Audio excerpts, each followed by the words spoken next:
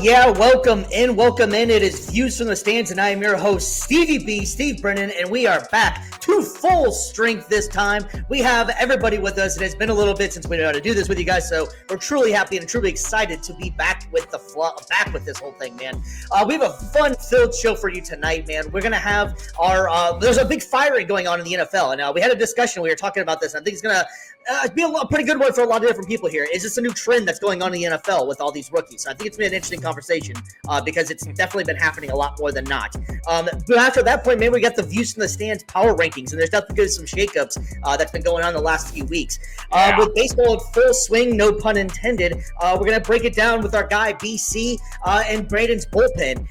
With the NBA right around the corner as well, we're going to not totally dive deep into it right away. We're just going to talk about some stuff that we're excited about, man, because it's, I believe, the 22nd is going to be going live, so we're really excited about that. So we'll be definitely telling you some stuff we got coming up. Orlando Magic talk, I'm sure, from BC. So anyways, without further ado, let's introduce the boys and us. Let's pay some bills here, man. Mr. G, Mike, you're up first. Let the people know what you got going on, my man. What up, y'all? I hope you guys are appreciating the new background, baby. Change of a little scenery of the camera.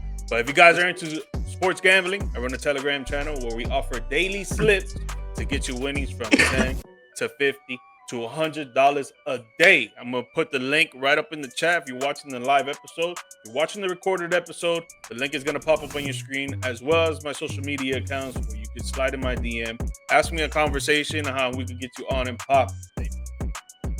Absolutely. Mr. BC, man, and we know we got all BC, the brand. Why don't you let the people know a little bit more about it? I mean, it's my new social media stuff. Been starting, not so new anymore. Been doing it for about, how long I've been doing the social media game now? For about 5 months, it feels like. So, been doing that, just starting to get into voiceover work, getting into more announcing stuff, camera work. Just you can kind of follow along with me on the social medias there. Just kind of see day in life working in sports media and stuff like that, working for the professional teams. Just kind of get a little taste of my life, my story a little bit. And also too, the missus and I, we've got our own little small business, brands.media.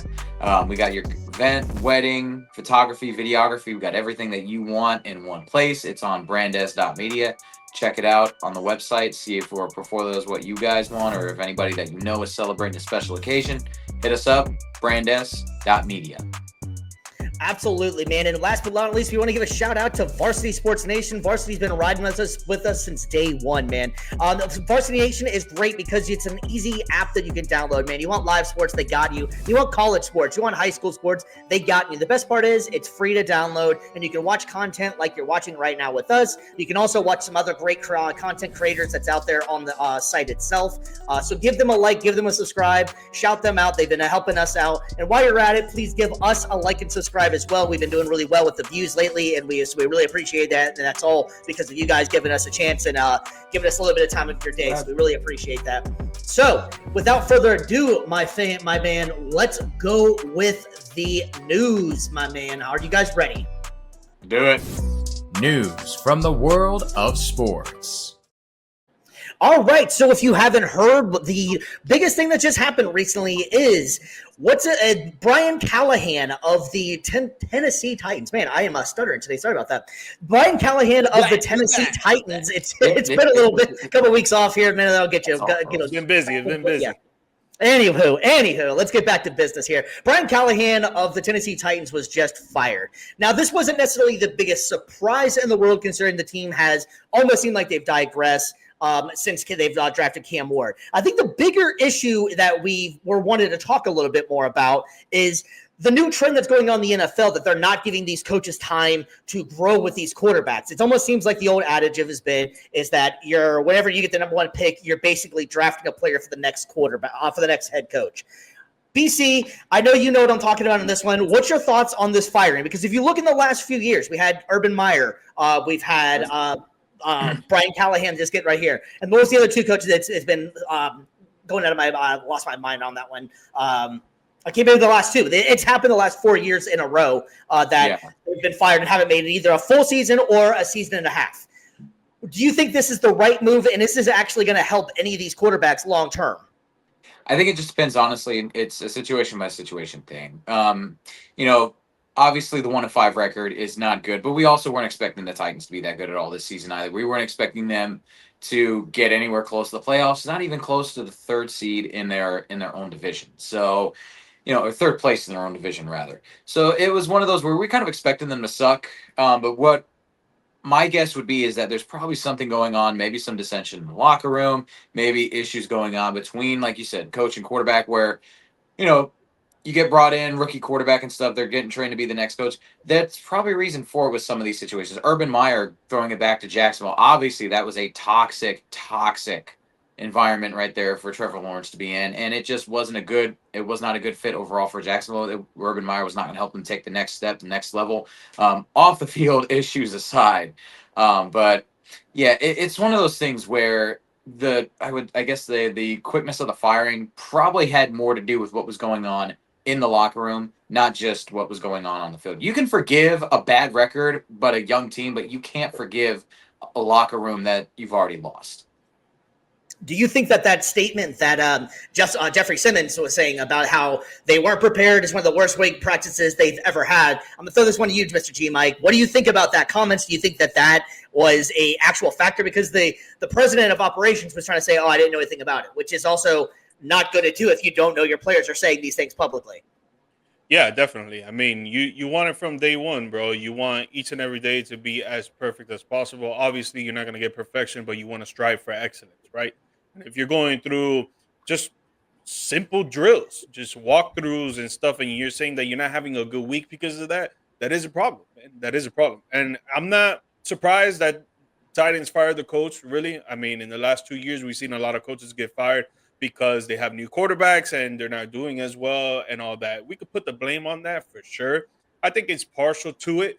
But to me, if you look at the stats, Titans are one of the worst defenses in the league when it comes to rush defense. Their pass defense is all right, but they're the number one scoring, allowing other teams to score on rush touchdowns. Literally, number one. If you go check it out. And then on offense, they're a complete bust. They cannot get any completions. One of the worst offenses in the league with pass completions. One of the worst offenses with rush yards. And one of the worst offenses with scoring the football. So, yeah, you could put the blame on the fact that you have a new quarterback, but what difference does that make when it comes to the O-line, when it comes to the running back, when it comes to the receivers, when it comes to the defense, the rush and the pass?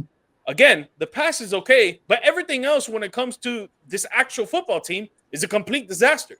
And you're always going to look to the first person on who's in charge out there on the field, and that is the head coach. If there are players out there just going through the motions and you got coaches that are saying we're not having good weeks in practices, that comes from the head of the snake. And the head of the snake is the coach.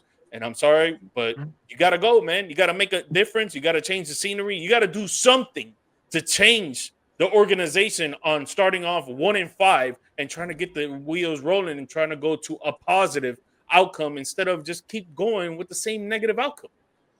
Do you think this is a Tennessee problem or is this just an NFL problem? And the reason I asked that is because Tennessee was also when they drafted Marcus Mariota, also got rid of head coach, same style in the middle of his rookie season as well. Same situation. They just got the number one pick. They got Cam Ward, who was, I think, consensus number one overall pick. I don't think that he's a bust. I don't think that that's the issue at all with it. But it is that time. You have to give people time. Now, he did have Will Levis last year as well. Will Levis did not improve. They brought Callahan in there to be this offensive mastermind because it worked well with, I believe it was Joe Burrow, which pretty much anybody back there is going to work good with Joe Burrow. So do you think this is more of a Tennessee problem or is this just one of those knee-jerk reactions because the NFL is changing and everybody wants results now? I think it's a bit of a combo of both. I mean, we pointed out earlier Callahan's tenure with Cincinnati as a good thing. And, he was offensive coordinator and at that time went to the Super Bowl. But then you look at some of his stops before that, quarterbacks coach in Oakland, quarterbacks coach in Detroit. And this is all before Goff got to Detroit and everything. Offensive assistant in Denver, offensive quality control coach for Denver. So not really a lot of experience being a head coach, not even a lot of experience being a coordinator, really. Only 4 or 5 years running the offense for a team. I know that nowadays we kind of live in, like you said, a kind of a fast-paced world. I mean, shoot, the Bucs just had multiple coordinators over the last couple of years become head coaches. Yeah. I get that, but there's also not every single coach is going to fall under that same ability that Liam Cohen and Dave Canales will fall under. Some guys need more time to mature. They need more time to develop. They need more time to be a leader. Just like we can't necessarily expect a rookie quarterback to be thrown to the wolves and develop overnight. You can't expect an offensive coordinator that's only had 4 years of actual coordinating experience running one side of the ball to be able to be like, yeah, let's hand them the reins to an entire NFL team. Have at it. So I want to point out two things here, right? And one, I want to say that I agree with what BC is saying. I think it's a combo of both, right? But let's put it into logic. This guy got hired because he had Joe Burrow under center. He had Chase Brown, who had a magnificent year last year, and people thought he was going to have the same thing this year, and he could have if it wasn't for the offensive line. But imagine if they had an offensive line that wasn't literally the worst in the league. Maybe if they were just like the 20th ranked offensive line. Imagine that. Imagine the things that Joe Burrow, Jamar Chase, T. Higgins, Mike, I always forget how to pronounce his name, Mike Gesicki, Chase Brown. Imagine what they can do with the offensive line, right? But they don't have that offensive line, so these playmakers have to do what it does on their own. They did. They were literally the number one ranked offense by the end of the year last year. Almost got into the playoffs if it wasn't for their worst start in probably like 5 to 6 years. And people start looking to, okay, this offensive coordinator knows what he's doing. And it could be, I'm not saying that he doesn't know what he's doing, but you have all these playmakers. Do we not think that plays an outcome to it? Like, you can't just be like, oh, the OC knows exactly what he's doing and he's running these plays and they're doing crazy scoring plays and all this stuff. No, like when you actually dissect it play by play, it's the playmakers out there that are really doing it what it does, because now you see that he's in Tennessee. You don't have these playmakers no more. Tony Pollard, yeah, he's pretty good, but he's not Chase Brown. Calvin Ridley is good, but he's not Jamar Chase and T. Higgins combined. Cam Ward, I think he's going to be phenomenal years to come, but is he the same thing as Joe Burrow? No. So it's like you can't be throwing these OCs in these situations that are going to – you think they're going to be like, oh, man, the Tennessee Titans are going to be a great offense because his OC came. They got Cam Ward, number one pick. They got a decent running back, and they got a what could be a superstar wide receiver. No, it's not going to happen like that. And then the second thing I want to point out, I think we all know, like, true NFL fans, or like just in other leagues as well, but right now we're just talking about the NFL. I think we really know that there are teams that want to win a Super Bowl and can actually win a Super Bowl. And then there are teams that are just looking to get a paycheck. And that's what I think the Tennessee Titans are. I don't really think that they're in the business to win. I think they're in the business to sell out tickets, have these big names come over there and waste their careers, like DeAndre Hopkins. Went over there for what? Derrick Henry spent the first 9 years or whatever the hell there and trying to bring a title to them, but they weren't giving him the pieces to bring the title because their offensive line wasn't any good. And then they had Ryan Tannehill, who they're under center while Derrick Henry was there, while they had chances to trade for other quarterbacks. So it's like, to me, the Tennessee Titans don't really want to win a Super Bowl. They just out there collect the paycheck. Yeah, and we got thanks for checking in too, as well, saying that's the same business as the Dolphins, and I agree. That's a lot like it. To kind of piggyback off of your take on the offensive coordinator too, I think a prime example of that is Eric Bieniemy. Eric Bieniemy was, supposed to be the genius of everything. He went through multiple interviews. Nobody hired him. Nobody wanted him. But I think because everybody kind of figured out, wait a second, Andy Reid was really the guy behind all of this stuff. So just because you're a hot coordinator doesn't necessarily mean he's going to make it make it as a great head coach. I think another example of that is Steve Spagnuolo. Steve Spagnuolo is a fantastic, if not one of the greatest defensive coordinators of all time. It didn't necessarily work out for him as well as a head coach, but now Spags is just a household name just by a last name, and he's a defensive coordinator. There's very few people that have that going on right now. So I think that's a really good example of what it actually takes whenever you got these coordinators out there. I do want to raise a question to you both, though, and we can kind of wrap this up a little bit here. And BC, because you have a little bit more experience with this one, considering it, but the name that I kind of brought up, I was thinking because you brought him up, was Dan Canales, like you were saying. Now, the Carolina Panthers have been not that great, but they keep on feeling like they're improving a little bit. I think Bryce Young is going that route. So this is kind of like the almost the anti of what Tennessee just did. They're giving a guy a chance, even though they didn't win very many games last year. It looked like it could work out a little bit, but I think they're steadily improving. Do you think that it's worth it to stick these guys around, or is it, hey, it ain't working, it got to make the move? And that's kind of what I was trying to get at with this whole debate here. I think that it's definitely worth it in the long run to just give somebody a chance, give them a chance to establish a culture, give them 3, 4, 5 years, and then if they haven't moved the needle to where you think it needs to be, then yeah, it's time to move on. But if they're still like, he's not even in his he hasn't even gotten his second season under his belt yet, hasn't even gotten his, his quarterback fully, inundated in the offense and in, an entire season. So the fact that you're only going to fire him 1.5 years into his tenure there, I think it's a bit much. It's too quick. And again, I understand wanting results, but you're literally in the middle of a rebuild. Like, you need to give this guy a little bit more time. And, would I have said maybe Brian Callahan's would have been my choice for head coach? No, I would not have. I would have went with, other options, but maybe that he's just all they had. But I think that you still need to give him a little bit more time, let him get his offense in there. And then if the Titans are still 1-5, or not 1-5, if they only have 1 or 2 or 3 wins at the end of each of the next 3 seasons, then yeah, it's probably is time to move on at that point. 1 win progress, moving from 1 to 2 to 3 is not that bad, or is not good. But then seeing Canales and the progress that he's having now with Carolina, it's actual improvement. So yeah, in a nutshell, it's the long way of saying, yeah, patience, tends to pay off a lot more in the long run than just making a knee-jerk reaction decision. Yeah, so we can wrap this. Go ahead, Mike. No, I was just gonna say that I think that this answer is more gray than it is black and white, right? Yeah. Like, this goes to what I was saying about Titans just being a team that wants to collect the paycheck. It's like they probably got, I would put my money on it, that they probably got so much hate from fans saying to fire this guy. So that's the move that they had to make. They had to make the move to fire him because they're trying to please their fans and keep selling tickets because they know they're not going to go anywhere. And it's easy to say that right now because they're 1-5, but I've been seeing this for the last 5 to 8 years with the Tennessee Titans, man. It's just been. Well, I mean, they did have Vrabel. They did fire Vrabel, and I think that made no sense in a nutshell as well.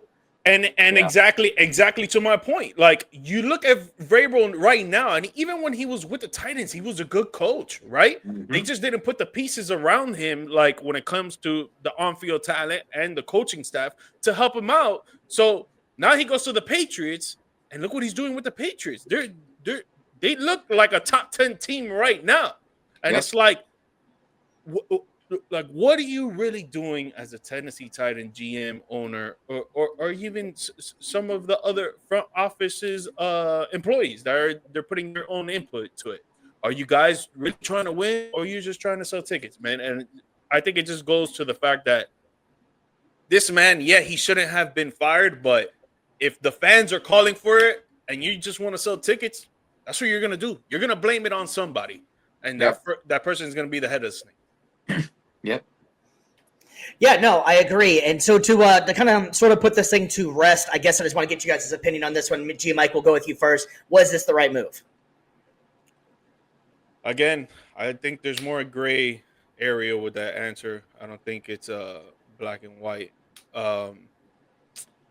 I don't think it was the right move. I think that you should have just waited till the entire season is done. Just wait till the entire season. You want to wait till the end of the season to fire him? All right, cool. You're not going to go anywhere anyways. Let's be realistic. There's a lot of teams in the AFC that are looking like contenders right now, and you guys are not one of them. Might as well try to see if you can improve down the road. And just like my boy Gio in the chat mentioned about the Dolphins, same business as the Dolphins. When they had Brian Flores, they went 1-7.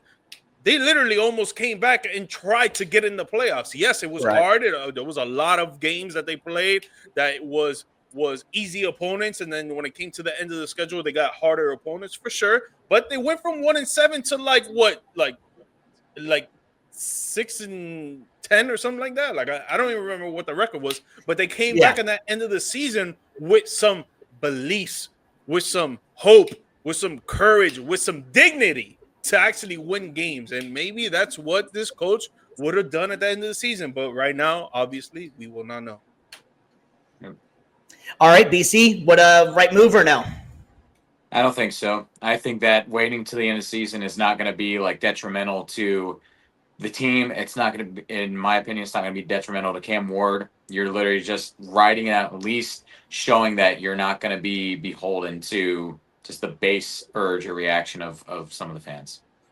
Yeah, no, I'm going to go with you as well on this one. And I think we need to stop treating these professional athletes so tender sometimes. It's going to hurt their confidence so much. These guys have been playing football their entire lives. Getting a new head coach fired, or unless they had a strong relationship, which most of the guys have only played 5 games together, I don't think Callahan would have really done any kind of damage. Urban Meyer, maybe the different example. That was so much turmoil. He was kicking his kicker, for Christ's sake. So that one's got to go. But having said that, yeah, I think you're right. I think the patience. So what are you going to do? You're going to bring in Mike McCoy, who's going to be the new head coach right now, who's already been fired as a head coach, didn't really do much. So you're going to have him, and he's not going to do any kind of damage that Brian Callahan did. So what's the difference? Like you were saying. So now you're going to have this guy come in. You're basically just having a placeholder for this. Why not just keep it around in there? The guys, like you were saying as well, G-Mike, they're not going to the Super Bowl. We already know that. So this is a rebuild. And then, hell, what happens if all of a sudden – we all know what happens whenever these guys bring the new head coach in. They play strong for 2 games, and then it falls back to reality. So what if they're going to put themselves out of getting higher draft picks because they messed around and got more motivation or something? So I think you see the writing on the wall, develop with what you got. And I stop treating these quarterbacks, especially, so they're so tender and their confidence is going to be shot. Quarterbacks are one of the most confident people in the world when it comes to athletes. Am I wrong on that or what? No, I would agree. Some are more tough than others, as we'll discuss in a few moments here. They ain't Ben Simmons. Absolutely. They ain't Ben Simmons. No. Yeah, exactly. Charmin. All right, well, we're going to go ahead and move on from that one, man, and we are going to get into one of our favorite topics we got coming up, and it's been a lot of fun going. We're going to move into the power rankings. The FTS's NFL Power Rankings. All right, guys, we've been having a lot of fun with this power rankings, and it gets difficult. I'm not going to lie. You have some stronger teams. You have some teams at the top that look really well, and then once you get down to about 5 and below, not even no pun to the store unless you guys want to sponsor us. But having said that, it gets difficult. There we go. It gets difficult. And a lot of these teams, you're just pulling hairs, and there's one could be in one spot, one could be the other. But without further ado, we're gonna start from 1 and head all the way down to 10. So, Mr. G Mike, you are up first, my man. Who is your number 1 team going into Week 7? Number 1, I got the Indianapolis Colts. Yes, I think that they have one of the best defenses in the league. I think they have one of the best offenses in the league. They are literally like slight to nothing margin of error. I think they've only had like 8 punts throughout freaking about to be Week 7. That is insane. And I don't think we've heard that in a long time. One of the best running backs in the game, Jonathan Taylor. JT. This guy, man, is running over everybody. This guy can catch the ball and get into space. He's a speedy back. He's a power back. He scores. I think he's scored every single week from to this point, if I'm not mistaken. I know he's scored in multiple games, multiple TDs. Their wide receiving core, I think Jonathan Downs is actually improving a lot. Michael Pittman Jr. Yeah, Josh Downs is good. Yeah, and then Tyler Warren, they were actually using him the whole first drive of last week, and he actually scored. So this guy's going to be a top 10 tight end by the end of the year for sure, no doubt. Bro, you put that all together, man, especially with the record 5-1 and with the teams that they have played, have been some tough teams, except for the first week in the Miami Dolphins. Man, the Indianapolis Colts are number 1, man. I got them. All right, Mr. BC, who is your number 1 team in the league right now? Isn't it obvious? And I mean, I'm repping it right now, man. Wore the hat Sunday. Dude, it's the Tampa Baker Bucks, man, my guy. Like, no, all due respect. Tampa Bay Bakers, that's it. That's what we're gonna call. Tampa Baker, man, Tampa Baker. All due respect for the Colts, I'll hit on them in just a moment, a little bit later on. But yeah, no, for me, it's still the Bucks. They climbed up to the top the last couple weeks, getting out gutsy win after gutsy win. Even with all the injuries that they faced, yes, the Niners lost Fred Warner in that game. Buccaneers lost Ibuka as well. At one point during the game, though, too, we were literally relying on Cameron Johnson, Tez Johnson, and Sterling Shepard as your wide receiver trio, and they still hung 30. Like this team, I know right now they're injured, they're battered, they're beat to hell right now, but I will tell you what, this team is deep. Depth is the key to this team. I don't know how they do it other than Jason Light, credit to him for finding these guys, whether through free agency, through the draft, and then credit to the guy under center, the guy that was getting MVP chance the entire game on Sunday, because in my opinion, he's the MVP frontrunner. Like You just want Tez Johnson? I mean, that story, right? That backflip was sick. I'm not. You heard that story, right? I love that. Oh, I did. Yep. Yeah, that story's great. He's like, "Oh, they chanting MVP." They're chanting MVP. That was great. That was great. He's like, no, not this. That's me. But no, he's played otherworldly, and he's just shown, like, shout out to him. He's revived his career here, and like, my gosh, like the work that he's done. And again, with this going to this amount of like on the depth chart to the wide receivers, and he's still putting up close to 300 yards a game. Just the offense is humming on all cylinders. The defense as well was pitching a really good game overall. Like, I know we got outgained towards the end, but again, getting turnovers, forcing fumbles, getting interceptions, that's something that we never really saw in these Todd Bowles defenses the last few years, was being able to get takeaways. So not only now is the defense, they're starting to tighten up a little bit, not put as many points on the board, but now also they're starting to get takeaways, setting up the offense with a shorter field, and then you got Baker Mayfield on their center. I got to put him. I got to put the consensus MVP as we stand right now, and my team as number one. Not a Baker for MVP right now too. Oh yeah. All right. Well, it has been a long time coming that I've been able to say this for a long time, man. And I'm going to have my Indianapolis Colts, Indiana baby, yeah, as the number one team. He thinks it's 2007 right now. This is just mind-blowing right now, man.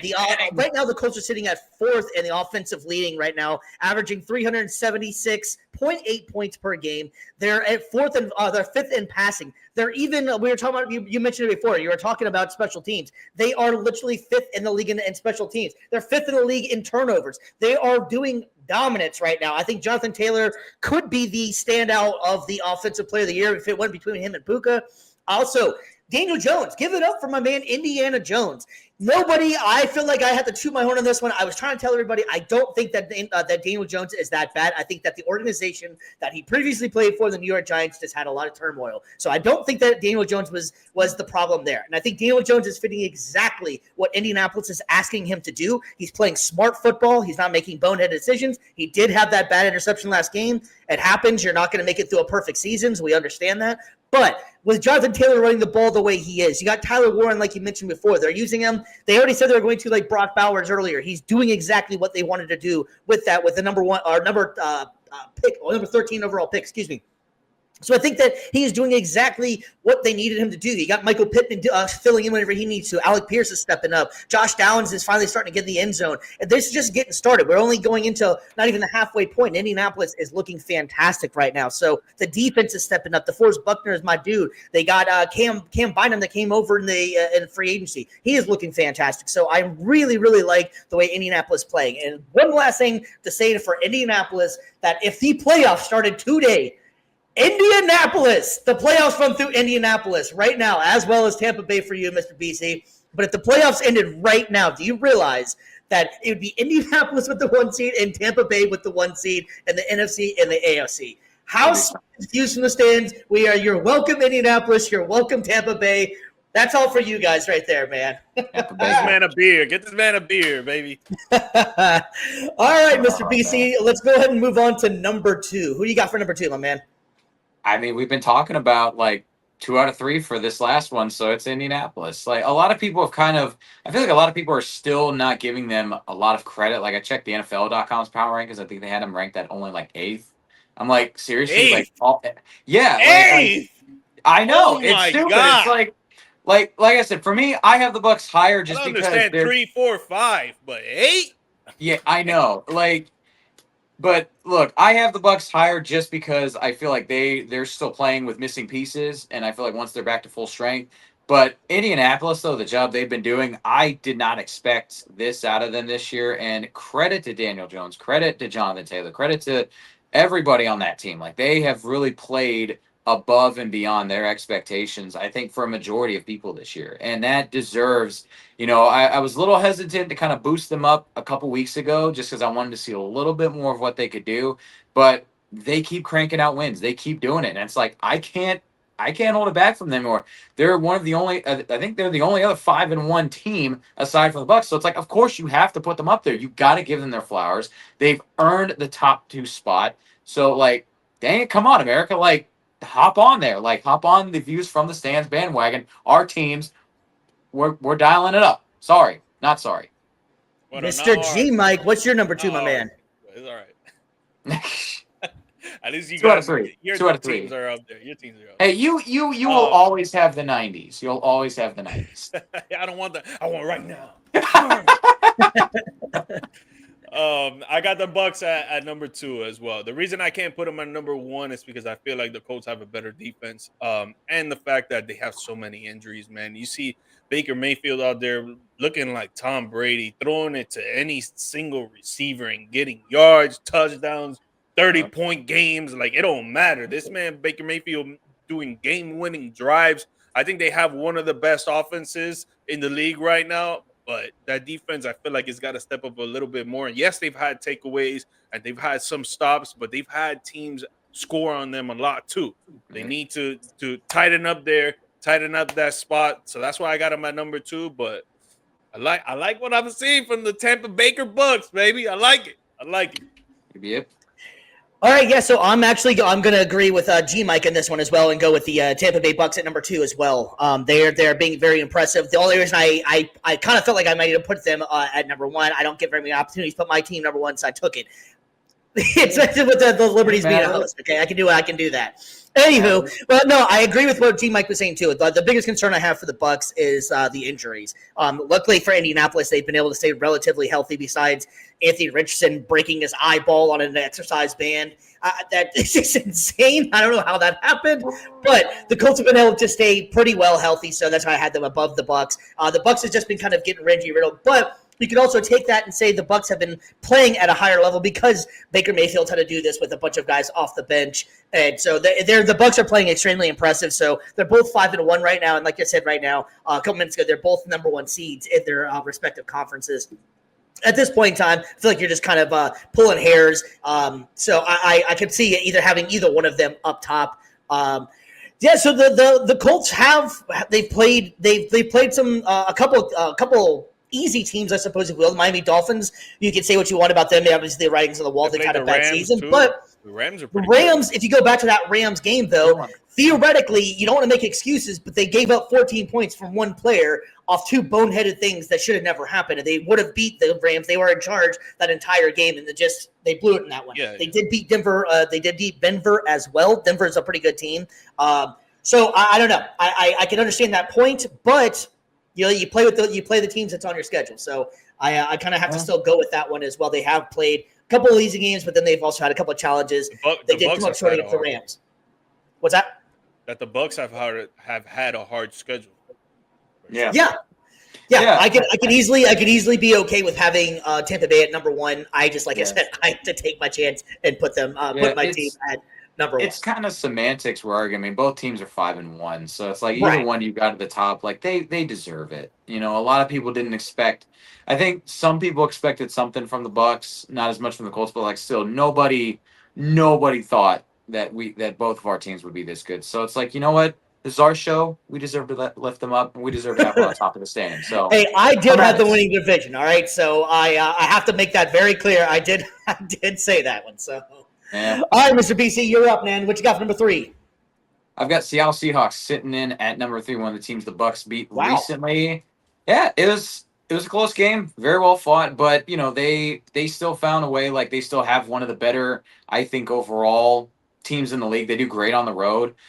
So yeah, again, Sam Darnold having a couple of rough outings, in recent weeks, some costly turnovers there in the fourth quarter for sure. But again, this is still a really well-rounded team. I think they do have still, I think, a good defense and a good offense. They just had a couple of rough weeks there. But yeah, again, Seattle struggled a little bit at home, but on the road they are really good. And so for me, that's something as well that you can't underestimate, so to say, when it comes to ranking how good a team is. Like it's like the old saying, anybody can play really great at home. How well you play on the road in hostile territory, and they do a great job. Yeah, I think the Seahawks have won. I believe it's 9 straight road wins. If I remember right, it's something along those lines. They've had a great road record. All right, G Mike, number 3, you're up. I got the Seattle Seahawks at number 3 as well, man. I think their defense is better than these other teams I would have under them. Their offense is just spectacular, bro. I know they're running first offense, but dude, anytime Sam Darnold gets a chance to throw it to JSN, man, it's like he's getting almost like 80 yards, a tutty, about like 9 to 10 catches a game. It looks like I don't even know why they signed Cooper Kupp because they're barely throwing him the ball. I don't even see him out there on the field. I think it's just JSN doing everything, really. Or if not, they're running the ball. I think their offense is great. Their defense has been improving for me every single week. And they could, in the beginning, it looked like they couldn't stop the pass and they could only stop the run. And now it's looking like no one can throw the ball on them or run the ball on them. I got Seattle. Yeah, I like that pick. I was kind of surprised you guys hadn't both up as high as you guys did. This one's it gets kind of difficult, honestly. Like, it's not easy to do this one, but I'm gonna go with Detroit still at number 3. I just really believe in Detroit. I like the defense they have. I think their offense is awesome, and they're just fun to watch. They're very well coached. I could also see where you could have Seattle up there, but I know Detroit has stumbled whenever Detroit's one of those teams that whenever they look bad, they look bad. But whenever they're on fire, there's very few teams in the league that can stop them. So I got Detroit at number 3. Might be a little bit high, but I just like what I see out of the Lions still. All right, BC, you're up. Number 4. My number 4 is going to be the LA Rams. Fresh off a 17-3 performance against the Ravens. I think for me that was something. I know the Ravens have struggled this year for sure, but again, you got Lamar Jackson, Derrick Henry. That is still a nightmare duo to have to line up against. So if for that defense to go in there and keep them off the scoreboard, the offense off the scoreboard anyway, like that's such an impressive thing, I think, for them. And I got to tip my hat to them. And I think we kind of talked a little bit at the beginning of it that we weren't expecting much out of the West, and now you've got 2 of the NFC West in the top 5, at least for my power rankings.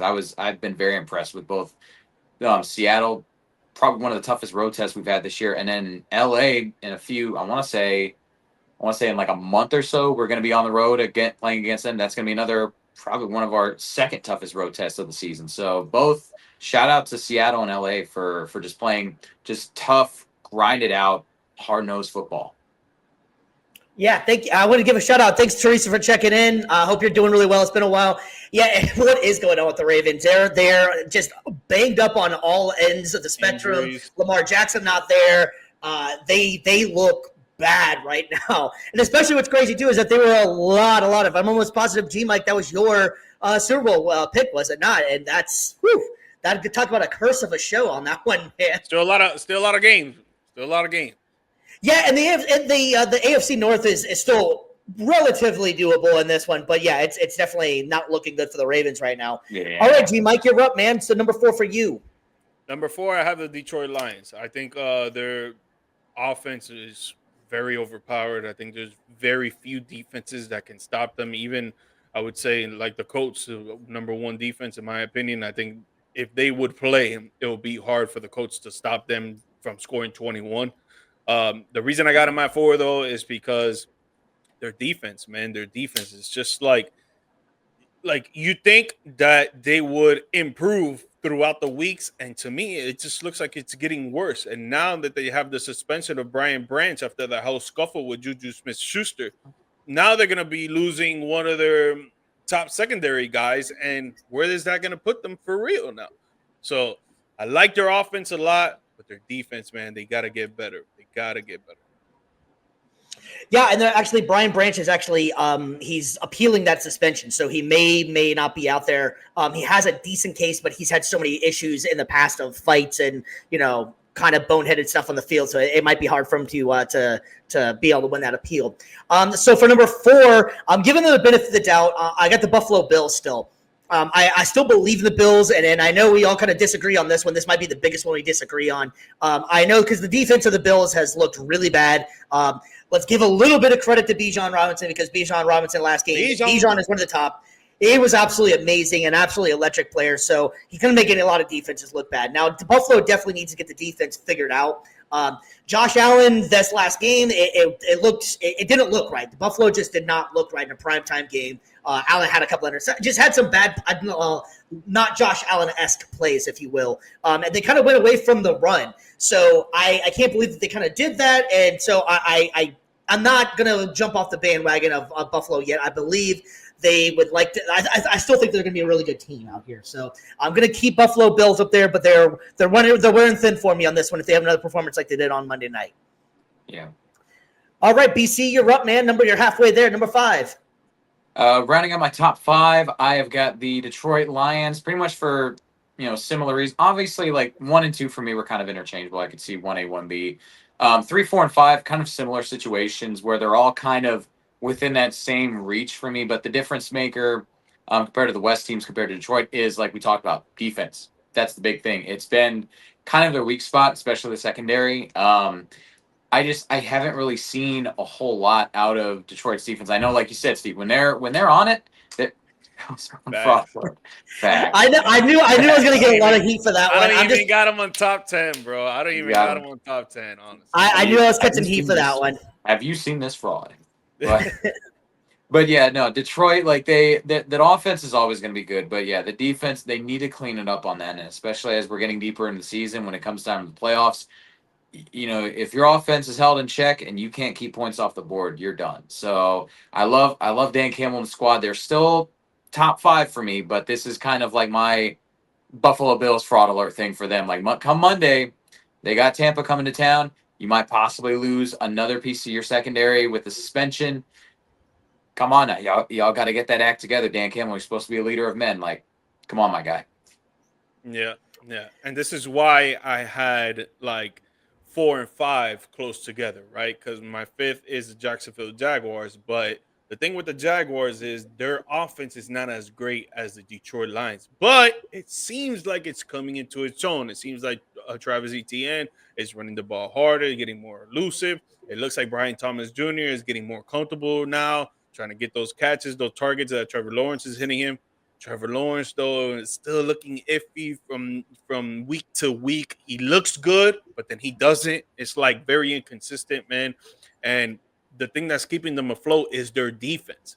But with the way that the NFL is nowadays, if you're not putting up 27 to 30 points against teams that are, it's going to be tough for you to win. Even if your defense is obsolete, even if your defense is amazing, it's going to be hard for you to win if you cannot be putting up so much points because top offenses are still going to score on top defenses. But if you have a mid offense, but your defense is nice, it's only going to get you so far.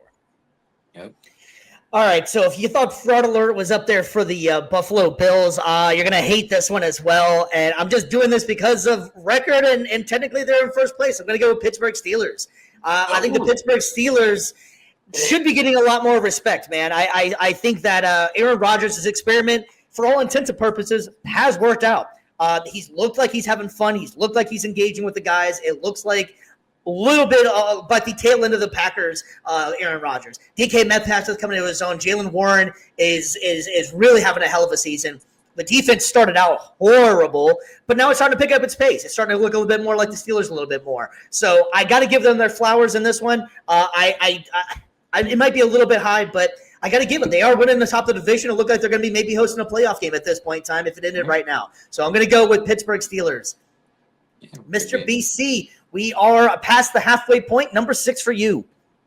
I got ye old Buffalo Bills sitting at number 6. Like we said, the loss to Atlanta, it's one of those games where, again, a lot of people I think kind of underrate how good Atlanta is. Obviously, again, they're loaded offensively they're all loaded with talent on offense. So you can't knock them too much for dropping that one. But yeah, the Bills definitely have been struggling, kind of going away from what's worked with them at the beginning of the season. But again, I want to trust and believe that Josh Allen, MVP last year, And that rushing attack, that defense that they've revamped supposedly, it's gonna figure itself out in time. But it's again, we're getting towards that like 5, 6, 7, 8 range. We're like, all right, you're kind of teetering. Are you gonna get knocked out this time? Or are you gonna stay? Are you gonna actually be serious? So yeah, it's one of those where you can't keep going off of last year's success or previous season success and still expect that to carry over in this year. No, you got to find ways to reinvent yourself. You got to find ways to make what worked for you stick and really reestablish that dominance that you've had. All right, before we go real quick, we got some breaking news that just came through the wire right now. The Sacramento Kings and Keegan Murray agree on a 5-year, $140 million extension just off the wire 7 minutes ago. Man, that's a big amount of money for Keegan Murray, man. So good for him for getting that dough while he can, man. Kings spending some money. They just also signed Russell Westbrook earlier, but we get some more NBA talk later on. But some breaking news. We just wanted to pass that along. G Mike, you're up, man. Who's your next pick? Number 6, I got the LA Rams, man. I love their run game. I love their pass game. I know they just lost Puka Nacua, a left ankle injury. He'll probably be out a few weeks, depending on how severe it is, but I don't think it's so severe. I think it's just a sprain. Their defense is coming into their own. They're much better rush defensively. I think they're stopping the run a little bit more. Their pass defense still needs some work. Some teams still throw the ball on them, and nothing they could really do to stop them. But I think their offense tramples that, and their defense is improving from week to week. So I got them at number 6. All right, so my number 6 is going to be the Seattle Seahawks. I really like what I'm seeing out of Seattle. I love the road warriors that they've been. I think Sam Darnold is fitting in quite well with them. They look like they haven't missed a beat at all. JSN is showing that he is a true number 1 receiver in this league. And also, if you go back when he played for Ohio State, I believe it was Harry McLaurin might have been still there, but I know they had Marvin Harrison Jr., they had Garrett Wilson, and all of them kept on saying, JSN is probably the best out of everybody here and just needed the opportunity to get it, and he is getting it this year. So JSN is making it look easy out there. Him and Sam Darnold have one hell of a connection going. So I really like the way Seattle is playing. The defense is playing pretty well, but that offense is humming along too as well. So I really like Seattle right now. Yep. Mr. BC, number 7. Keep it in the state of Florida and go with the Jacksonville Jaguars as my number 7. Obviously, beating the reigning AFC champions on Monday Night Football definitely goes over big. Losing to Seattle kind of hurts a little bit, but again, I've got Seattle as my top 3, so it's like it doesn't really hurt a whole lot. So they actually move up a few spots in my power rankings. So, Jacksonville, again, like a little bit of inconsistent play here and there from the offense, but defense has been keeping them in it. And then, we're still trying to see like if Trevor Lawrence can kind of figure it out with Liam Cohen. I think that they'll figure it out with enough time. But yeah, being able to beat the Chiefs, being able to, still be respectable through 6 weeks, I got to give it to them, number 7. Yeah, great pick on that one, man. G Mike, you are up, my friend. I got the Pittsburgh Steelers at number 7. Aaron Rodgers is doing what he's always done. A lot of people wrote him off in New York, but New York didn't have an O-line. They still don't have an O-line now for Justin Fields, man. Pittsburgh has a better O-line. He's able to, have a little bit more time to actually throw the ball where he wants to. Him and DK are getting more acquainted. That chemistry is building from week to week. Jaylen Warren, how Steve has mentioned earlier, he's doing great. He's being phenomenal. He's a great catching back and a great running back.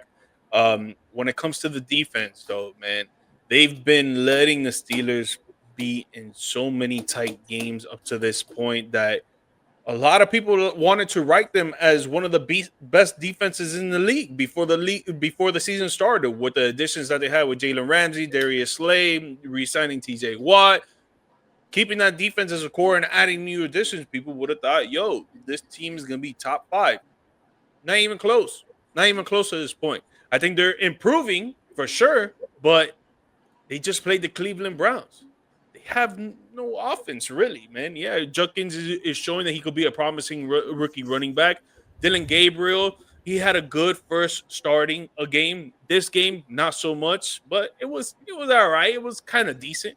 But you're playing against a little sorry Cleveland Browns offense where you guys still had almost a close game. So it's like, I got to see more from the defense for them to be moved up in the spots. Yes, I know they're 4-1. They had a bye week, so maybe they could be 4-2, or they could be 5-1 right now. But the defense is just not showing me much, man. I got to keep them there at 7. All right, so my number 7 is going to be the LA Rams. I think the LA Rams have been around this point the entire season. The LA Rams look really good at some points, and then sometimes they look like I think to me that Ravens game, we were just talking about how the Ravens are playing not like Ravens football at all. They only got 17 on them. Puka went out, sure, that is a factor. But Puka's going to be out for the next couple of weeks, maybe too. We'll see how this goes. But yeah, I think the LA Rams are legit. I think that they are going to have a hard time with Seattle going forward whenever it comes down to that division. I would not want to see either one of those teams probably in the playoffs hosting a game maybe or something. But I'm going to put LA Rams at my number 7 spot. BC, you're up, number 8. I'm going to go with Pittsburgh Steelers. Like we said, for all previous reasons mentioned before, starting to figure out a connection, starting to figure out a groove on offense, defense still. And, again, being able to get some of these impressive victories here and there. Like, game manager Rodgers, obviously it's not the same as what we've seen before with MVP form. But, again, he's putting up respectable numbers. He's doing his job. He's not really forcing the ball too much, not really causing a lot of turnovers right now on offense. And, I mean, that's really at 41 years old, that's all you can really hope for with him. So, and I got to give flowers to them. Like they're performing well in the games they're supposed to perform well, and they didn't fumble the bag and look absolutely terrible against the team they should have beat, which, again, I'll get to later on in my later takes. But yeah, got to give credit to Pittsburgh. Steel Curtain is, still starting to be. They're playing respectful right now. Imagine if the Steelers had a number 2 true wide receiver. Yeah. Imagine. Well, the trade deadline's coming up on November 4th, which we'll be talking about that in a couple weeks. And there's a lot of rumors that they're going to be looking for another receiver out there. So they might be getting that wish. And if they can add another receiver, that's going to be a pretty scary team to play. I'll tell you right now. Ready? It's going to come into fruition. Hold up. Steelers are going to trade for Chris Olave. Chris Olave, okay. Watch it. That'd be a hell of a duo. It could work. Number 8, I got the Denver Broncos. I don't like necessarily what I'm seeing from their offense after that Jets game. That was, dude. I know that the Jets have a great defense. They've had for the last 4 or 5 years, but man, you got to show me more if you're trying to be a competitor, like a contender in the playoffs. Like they were talking about how the Broncos were going to be up there on the list or maybe even winning the AFC West. And they're looking good defensively. Still top 5 defense for sure. There's no doubt about that. But the offense, man, you got to show me a little bit more. I think there has to be more targets to Sutton. There has to be more targets to Ingram. I think the running game, it's decent, but I think there has to be more push. RJ Harvey, I think he should be more usage as a catching back and a running back. I think there's got to be more work that's got to go into the offense, man. But their defense is spectacular, top 5 for sure. I love their defense. But if you're keeping a close game and almost lost to a 0-6 Jets team that they have no type of offense, I don't know, man. I don't know. It's mad question. I'm actually in agreement with you as well. That's my number 8 team as well as Denver Broncos. And we were talking behind the scenes and everything like that. And originally that was my Super Bowl pick was the Denver Broncos. I really was believing in the defense. I thought Bo Nix was going to step up a lot. Now Denver's been hot in the last few weeks. They're starting to look a little bit. They came out the gates kind of stumbling. They did lose to my Colts. But that was one of those losses that, one bad play and things are changed. There was they lost by the field goal and on some fluke play that should have never probably happened.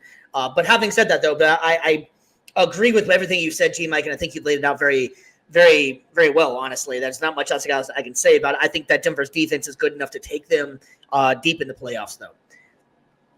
Mr. BC, number 9. Oh, this feels so nice to say because I can finally take out the baseball bat and just absolutely go to town on the Philadelphia Eagles. Oh, gosh. Die, Eagles. F die. the birds, baby. Yes, F the sir. birds. Not only did you lose to Denver, which I can forgive a little bit. That defense, like we said, it's suffocating. But to get curb stomped by the freaking Giants of all teams. I know, Scataboon Dart. I get it. Defense is Like good. yeah. But to get curb stomped, mollywopped, bludgeoned. Whoa, we're a family show, man. Mollywopped. Oh, we pop it out, man. We pop saying it out, things man. like that, dude. Actually, that might have been swearing for BC. Actually, that might have. Well, yeah, I know my grandfather's rolling over in the grave somewhere. But no, man, like it was just ugly. But again, I'm happy with it. Because, ref ball bailed you guys out. You talk about being on fraud alert. They've been on my fraud alert since week 4. And so it's Sing it, baby. Sing it.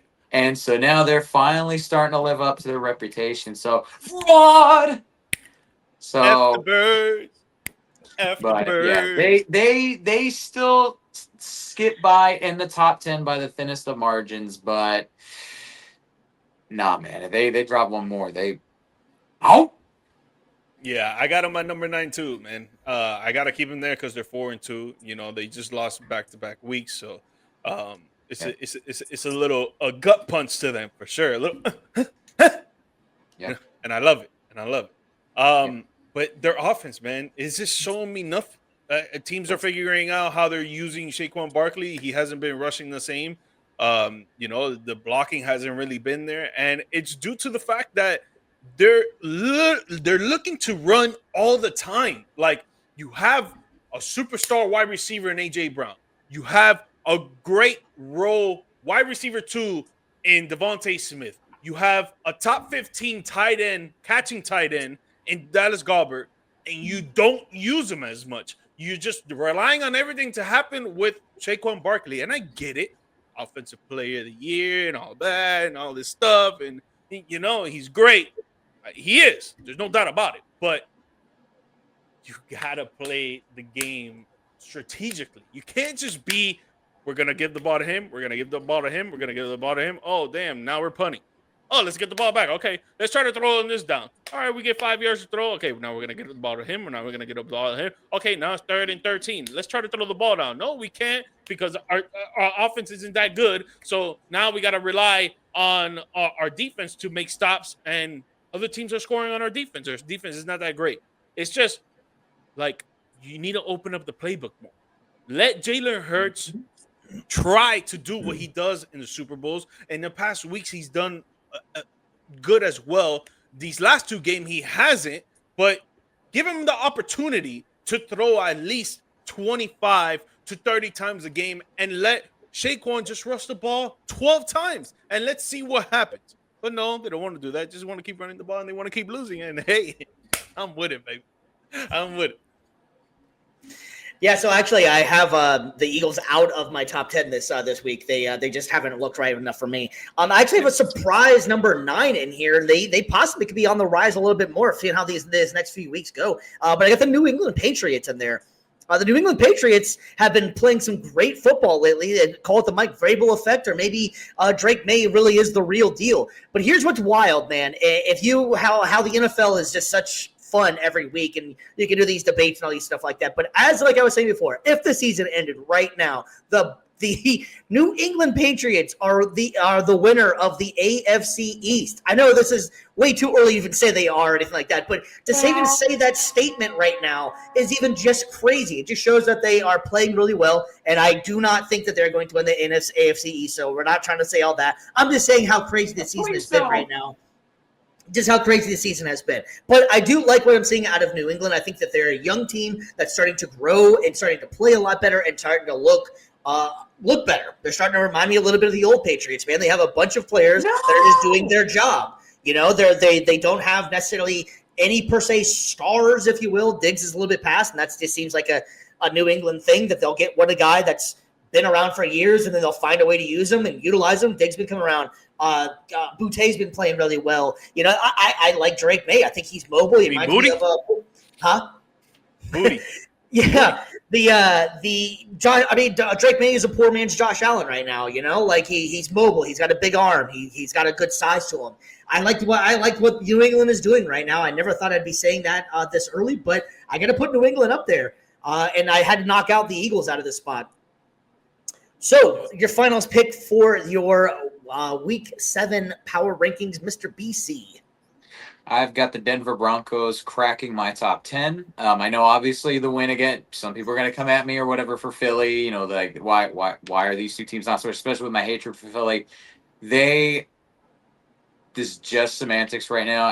This is literally like neck and neck. Honestly, I could flip this by tomorrow. But I'm going to give Denver their flowers. The defense has been shut down, lights out. The should have been defensive player of the year last year. Patrick Surtain leading the charge on that end. No fly zone has been reinstituted in Denver and all surrounding areas on any future flight visits. So, but yeah, the offense, they got to figure it out. I know that, Philly struggled and stuff on offense, but Denver has literally like almost lost the game to the Jets. Obviously doing just enough to kick the field goal at the end, but if they want to be serious contenders out west, they need to do more on offense. Bo Nix needs to figure it out. They got to, like you said, get some more, plays drawn up for the receivers. Like, you got to start airing it out. That's his specialty. That's what he's good at.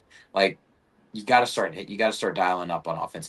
Take more chances if you want to climb up higher in the rankings. Yeah, definitely. All right, rounding up the Denver, rounding up the top 10. Mike, your final pick for your power rankings for this week. So I was debating, right? And I do like the New England Patriots right at 10, but I didn't put them there because I think the San Francisco 49ers need the appreciation on the fact that they can do it with whoever's out there. I know that they play the Tampa Bay Bucks and, they lost Fred Warner, and it was a big loss for them for sure. But you're playing a top 2 team in the league. Almost got it done, obviously did it. But they're doing it with Mac Jones back there, Christian McCaffrey. Thank God he's been healthy this season. But everybody else has been injured. George Kittle's been out. Brandon Ayuk probably won't even come back this season. Jawan Jennings, he's been out for a couple of weeks too. So they've been having to do it with Kendrick Bourne. And Kendrick Bourne looks like a superstar receiver right now. He looks great. The 2 starts that he's had more than 15 plus points in fantasy for you fantasy managers out there. So great waiver pickup for me, by the way. I was going to say that. But I think the Niners still need the praise, the flowers to be given to them. For me, they dropped down in my list, the list that I had 2 weeks ago, from 9 to 10. And it's only because of the sheer fact of the injuries, and especially now with their leader on defense, Fred Warner, that's going to be gone. I think it's for the season, if I'm not mistaken. Okay, for the season, that's the captain of your defense gets out for the rest of the season. That is a huge blow. Huge. Yeah, and speaking of George Kittle, he's supposed to start practicing this week, and they're expecting him to possibly play on Sunday. So that'll be big news for them. I will be completely honest. I just kind of written off the 49ers, but you were completely right, and I think that they deserve to possibly be in that spot. I did not have them in that spot. Truly, what I wanted to do was put Kansas City in the number 10 spot, just because I think that they are looking finally like they used to. But I had to put Jacksonville in this spot, considering that they just beat the Kansas City Chiefs on that crazy ass play from Trevor Lawrence. So I couldn't necessarily have them, especially it's the bottom spot. I couldn't necessarily have them above somebody that just beat them. So I had to go with Jacksonville. I really honestly wanted to put Kansas City in there, and I possibly could have put the 49ers in there for the impressive job that they've been able to do with all the injuries they've had. Jacksonville, like we were talking about before, their defense is playing lights out. The offense, it's just leaving you wanting more. And I feel like that's been the MO with the entire Trevor Lawrence experience, is that sometimes he'll make some great plays and it's like, damn, this guy's really great. And then sometimes it's like, man, like, is this guy really even that good? Having said that, I got to put them in my top 10 to round it out. So I think that was a lot of fun for this one right here. Just as a little bit of a house cleaning for the show in here. We kind of decided we're going to start doing this every other week so that it's not mundane. It's not the same stuff for you guys over and over. So we'll be doing it on the odd weeks. Just so we give a little bit of stuff to actually talk about in there. So that was our week 7. I really enjoyed that. I think all you guys will enjoy it as well. So hopefully you guys can have some fun with that, talking about. Anyways, all right. Well, let's go ahead and move on to one of our segments that we just kind of started doing. It's at that time of year. It's the playoffs. So let's go ahead and head to that bullpen. America's pastime from Brandon's bullpen. All right, man. We have the BC's bullpen going strong right here. And if you haven't been able to catch up, we have the Seattle Mariners and the Toronto Blue Jays. We got the LA Dodgers and the Milwaukee Brewers. The LA Dodgers are in the lead in the series right now. They're up 2-0. And I believe that it's the same thing in the Seattle and Blue Jays series. Correct me if I'm wrong, Brandon. It is a 2-0 series in those as well. Mr. BC, man, what's your thoughts on what you've seen so far in these ALCS and NLCS, man? West Coast dominance, man. That's what it is right now. And both teams have been kind of dominating in similar ways. Great pitching on both sides, great hitting. It's one of those things. It's kind of a boring thing to say. Both the Dodgers and the Mariners just win by absolutely crushing opponents. From the offensive side of the play, you got multiple guys getting home runs in the past couple games. Seattle, you could say, has a little bit more of an impressive offensive feats, like obviously 13 runs, I believe 3 to the Blue Jays, whereas the Dodgers, not as much offense compared to Seattle, 7-2, but obviously the pitching, Blake Snell absolutely dominating on the mound, 8 innings, and then I believe, let me make sure I get the pronunciation right of their newest acquisition. Oh man, let me see. I just had it pulled up here. Let's see. Yoshinobu Yamamoto. 9 innings, 1-run baseball. Absolutely just fantastic. Like all the free agent acquisitions, basically all the free agent acquisitions that the Dodgers made this year have been paying off big time in the postseason, especially on the pitching end. In Seattle, it's the hit show now. The hit show moved from New York to Seattle, so now it's all on the West Coast now, and Seattle's dominating a lot of postseason heroics from Cal Raleigh, who a lot of people, between him and Judge for the MVP conversation, I think that he's really helping solidify his case. Obviously, it's going to be a regular season award, but yeah, like both teams, I think, are going to do just enough to kind of carry it home. And again, I think it's going to be Seattle and LA in the World Series. It would be Seattle's first ever World Series appearance. Obviously, I think most of America, unless you're living in LA, would gag. Anyway, most of America, I think, would want Seattle to win that one. It's a true underdog story. Obviously, they've got a lot of very fan favorite, popular players. Cal Raleigh, again, you don't know his story, big dumper. First catcher in MLB history to hit, I think, even over 50 home runs, and he did 60. MVP candidate for sure. Gold Glove caliber behind the plate, Silver Slugger. And just a great story overall. And then also, too, they got even former Randy Arozarena, 2020 World Series legend Randy Arozarena, although he's been kind of struggling at the plate. But he'll figure it out. But, yeah, for the most part, it's been kind of a boring postseason. Like, I mean, most people, like the divisional series was exciting between Seattle and Detroit, down to the wire on that one. Like, a walk-off error is what ended it. But yeah, for the most part, I would say it's going to be LA and Seattle. And gosh, I honestly don't know who to pick with that one, because you've got the money and you've got the underdog story. It's a real David and Goliath thing. But I'm going to save that one for the next round. I'll do that. We'll do that. But I got a West Coast World Series. So there's your prediction right there. Yeah, and just as a little bit of housekeeping as well, thank you again, once again, Teresa, for checking in and watching the show. We really appreciate it. Tell everybody you know we really appreciate it. Tell all your friends, tell all your family. Like and subscribe. You know the drill up here. We actually have a easy QR code at the top right-hand side up there. Take you to our YouTube page. We really appreciate that. But to answer your question, we've been doing Wednesdays, but I think we're going to end up just changing it probably to Tuesdays, trying to keep that as consistent as possible. It's usually Tuesdays and Saturday mornings. Tuesdays are usually between 7 and 8, and then Saturdays usually around 10 a.m., somewhere in there. But you can always watch the replays and the reruns on either Spotify, Apple Music, Amazon Music, damn near anybody that has socials, we're on there. So really appreciate you checking in and watching the show with us. But BC, man, I know, like you were saying too, like you're picking a West Coast out there as well. The pitching for the Dodgers, though, man, that has just got to be an X factor in this going forward. What do you think? Oh no, for sure. And that's the thing. Playoff experience. Obviously, you've got Blake Snell. He's on a revenge tour to prove himself after the whole Yeah. 2020 fiasco. And then also too, like Shohei Ohtani has not yet pitched in this series yet. So I'm looking forward to seeing him deal in this series for sure. And also too, Yoshinobu Yamamoto, just one of their big international free agent acquisition this year, pitching 9 innings straight, 3 hits, 1 run allowed. Blake Snell doing a 1 run or doing a one hit, not even a 1 run, a 1 hitter through 8. Like that's incredibly remarkable. And so yeah, you've only went through 4 names in their entire bullpen.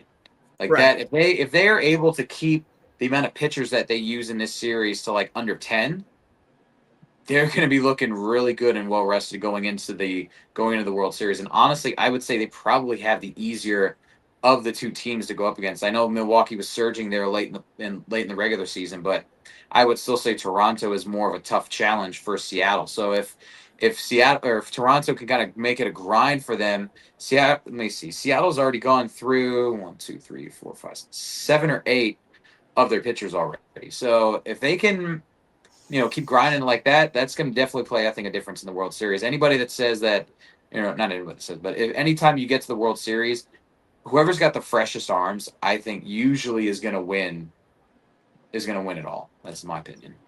So real quick, Well, go ahead. Yeah. my bad. Real quick, Game Yeah. 3, Toronto Mhm. at Seattle. Who you Yep. got? Oh, I got Seattle in that one. I do think Seattle. Yeah. I mean, it's one of those things, man. Like they are on the road. I don't think that Toronto is going to pull it off on the road just yet. I think that they'll wait until like a game 4, and that's when they'll probably finally like come alive and probably steal one right there, like do or die. I think that's the kind of team Toronto is. And then to maybe flip it to the other side to the National League, I've got LA winning that one. Well, I think for one of the good things about this postseason is that you have the one big name team for the MLB. You have the Dodgers, obviously, and then you have a bunch of teams that's never really been there or have been. They're not as much the household name. So I think it's a great postseason. I agree with you. It's been a little bit slower. G. Mike and I are Red Sox and Yankees fans, so that was extremely exciting for the both of us. That series was pretty exciting just because anytime the Red Sox and Yankees play, especially postseason, it's going to be fun. It's But gonna feel like 2 weeks I of think that baseball. this postseason it's going to be setting up great because you have, like we were saying, we have the Dodgers, and then you're going to have a relative newcomer to this stage. So I think that's going to work out really well for the MLB and for the postseason going forward. Yeah, and then they're not going with. At least they don't have the rematch running back from last year. That again, most of America is going to be groaning at. Sorry, G. Mike. I mean, I hey, will it say is what it is, man. all of America cheered with joy when the Yankees fell to our boy. Oh, I can't rhyme right now. Crap. Never mind. I'm too tired.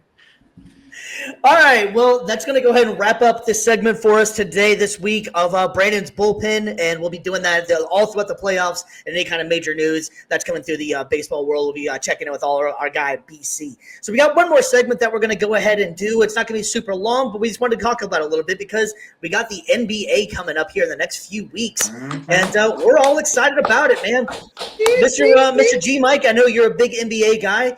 We're going to keep this pretty brief and simple. Just give me a couple things that you were excited about in this upcoming season and maybe some stuff you're not as excited about.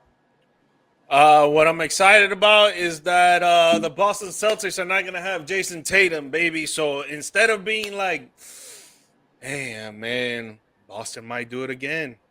Might go to the finals. They might go to the Eastern Conference. Now we're talking about Boston might be in the play-in, baby. They might be in the play-in. And I love it, baby, because it's F Boston always, baby. We got to see what Jaylen Brown's going to do, Derek White's going to do. There's no more Drew Holiday there. Yeah, they brought in Anthony Simons, but we got to see how he meshes well with that team and how that chemistry could get built. But right now, it's going to be all on Jaylen Brown, and we're going to see what he can do. Is he going to be that superstar that people think that he is? Some people think that he's better than Jason Tatum. I don't know who those people are. It's not me. But some people do think that he's better than Jason Tatum. It's kind of crazy. But is he going to be that type of player, or is he going to be the player that ends up choking because he's the number one in the throne and he can't do it? We'll see. We'll see what's up. But it's dope to say that we might not even see the Boston Celtics in the playoffs, baby. I love it. That's what I'm excited for, baby. Hell yeah. All right, BC. I noticed you changed hats out there, man. Got the repping the new Orlando Magic look. I'm liking it, looking fresh. So, why don't you give me some ideas on what you're excited about this season, man? Give me something real quick, and then we'll move on to myself and then G Mike again. Magic basketball, man, it's back. We back, man. We got the core four. You got Jalen Suggs. You've got new addition Desmond Bain. You've got Powell. You got Franz, and you even got Dell that's balling out in the preseason right now. He's looking pretty good. That starting five is looking fresh. Not just that, you've got the rebrand with the jerseys, the logo. This look like this gorgeous thing. Right? Oh, wait, no, there you go. This gorgeous logo right there. It's a little modernization of the throwback right there from the '90s. So I dig it. Not only that, but even Where's like mine? the whole. What's up? Where's mine? Come on. Come on, bro. You ain't hit me up. You ain't hit me with the Venmo, bro. I was gonna say, also, you sell me the money. I got you, man. I'll get those discounts. But yeah, for sure. no, excited though too. Like a whole new presentation. They got the new jumbotron in there though too. Like I was able to view it when I went to orientation the other day. That thing is ultra sleek, ultra modern, gorgeous to look at. They got several like other like little side video panel boards to do more sponsorships and just adding to the show. So it's a lot of new stuff in Orlando. It's exciting. You've got a team that honestly feels like it could contend for a championship as soon as this year. So that's my biggest thing I'm looking forward to the NBA this season. Magic basketball is back. Yeah, I'll go ahead and give you one thing that I am excited about, and this one's going to be kind of a surprise. But I'm excited actually that NBC is taking over for the All Star stuff.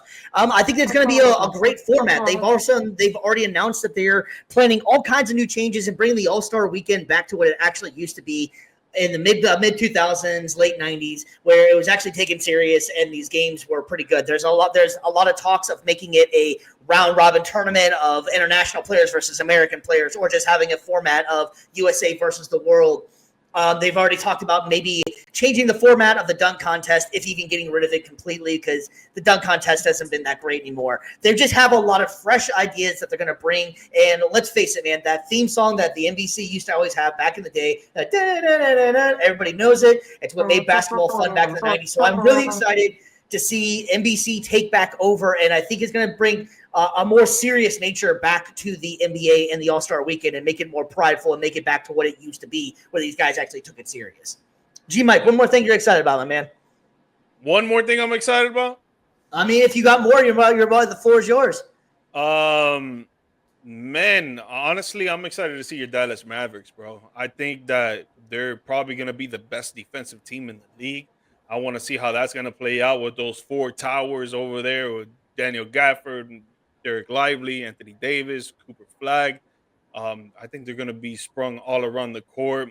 Teams are going to have trouble scoring in the paint, maybe even on threes as well. I'm not saying that they're going to go 82-0 or anything like that, but I think they're going to be top 3 in the West for sure, maybe top 6 in the whole NBA. And when it comes to defense, I think they're going to be number 1, man. I'm very excited for that. And then when Kyrie Irving comes back, the offense is going to be obsolete. All right, BC, you got anything? What's another thing you're excited about this NBA season, man? I'd say in this new NBA world of parity, where it just seems like every single year there's a new team that steps up to the plate, wins championship. I'm most excited to see if the Oklahoma City Thunder, if what they can do from last year to this year, if they can just continue. Shai Gilgeous-Alexander coming back from a great MVP season, one of the best in the last decade. If he, J-Dub, Dort, Holmgren, if they can all kind of roll it back, and I want to see if we have another dynasty on the hands. Seems like we said, I don't think we've had a repeat champion since the 2017-2018 Warriors. So it would be something to see Oklahoma City, of all places, that team that had been cursed so long, getting so close but not quite there. Yeah. Now they're the next dynasty, and they're doing it, I think, the right way. They did it through the draft. They did it through a lot of great trading, building a lot of homegrown talent, and a lot of them, I think, are going to be bought in long term. And this is something where if they win this year, it would not surprise me to see a lot of these guys re-sign for cheaper, and it would not surprise me to see these guys maybe talk about like doing some contract renegotiations, maybe having some void years or something, just trying to add maybe just some more flexibility so that way they can have something long term. Because this in the modern NBA, this team is, I would say, probably the perfect fit. One that doesn't rely too much on one area or the other, is really versatile, really dependable. And again, on top of this, they're all homegrown talent. And this is the one dynasty that I would actually love to see. Yeah, to piggyback off what you're saying too, is that I like the mentality of Oklahoma City. They're playing defense and offense, and I like it too because that they actually all look like they want to be there. Like they're not worried that it's not LA, that it's not New York or any of these places. All those guys look like they play hard for each other. They appreciate what they're actually got going on, and I think that they're all young and smart enough to realize, like, hey, we can make something very, very big happen here. And I think you're completely right. Everybody kind of writing them as the new dynasty. I agree with that totally, and I do think that they just have something about them that they're youthful and that they seem like they play the game right. They're not really, I don't know. I like the way Oklahoma City plays. So, of course, like G-Mike said, everybody already knows I'm a Dallas Mavericks fan, so I'm very, very excited to see what this Cooper Flag experiment is going to look like. They've been running him at point guard. They're got him running all over the place, and I think this kid is fit for what's going to be with the NBA. The new NBA, and I think Dallas is going to be a very good team. They just re-signed Jason Kidd to a long-term extension as well, which I think he's a great coach and a great fit for the Dallas Mavericks. So I'm really excited about that because there was a lot of talk that he might be possibly going to the Knicks, but I'm really excited the fact that he stayed there. But one of the biggest things I'm excited about is I'm excited to see Victor Wembanyama. I know it's, as a Mavs fan, you never want to see anything with the Spurs, but I'm really excited to see what the Spurs team can do. I think Wembanyama is about to take over the league. There's new photos of him in the gym and looking like even more fit than he already did before, but he's actually putting on some muscle now, and he's starting to come into that body. He's still such a young player and such a young prospect. I'm just really excited to see what this kid can actually do, and if this guy can figure it out, stay healthy, it's going to be extremely hard to stop this guy in anything he does because he's all around just a great player, and he seems like he has the right mentality to be a legend in this game. He constantly comes to work. He seems like he's all about basketball, not about the glitz and the glam. So as a young player, it's great to see that he's taking his role and responsibility very serious. But it's go Mavs all day long. Yep. All right, guys. Well, unless you got anything else you guys want to mention about the NBA, because we still do have a couple weeks before it starts. We can do some more segments on it. You got anything quick you guys want to talk about the NBA? Ready to roll. That's it. NBA's back, baby. Sounds Tuesday. Great. Let's go. Sounds great. I believe it's October 22nd. The NBA will be back in full swing. And just as a reminder as well, the NBA is going to be on multiple different channels coming up. They got Prime. They got NBC. It's going to be a lot of different places, so you'll be able to get your action up there.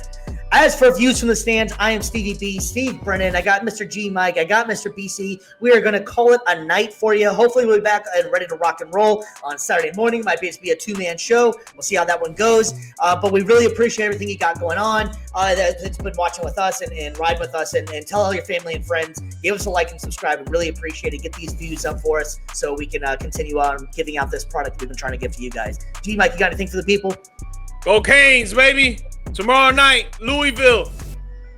About to be 6-0, baby. Mr. BC. Yo, horns up, man. Number 19 in the nation, man. We coming for that group of 5 spot in the playoffs, man. We coming for the revenge game against UG Mike in Miami. And as far as my Gators go, I wish those Gators would just eat me now because we suck. So, and Billy Napier might not make it through the weekend. So I'm still rooting for you guys. Let's go, Gators. All right, fellas. Well, we're going to call this thing a night, and we truly appreciate everything you guys been watching with us and riding with us. We're going to call it a night. Peace. We are out.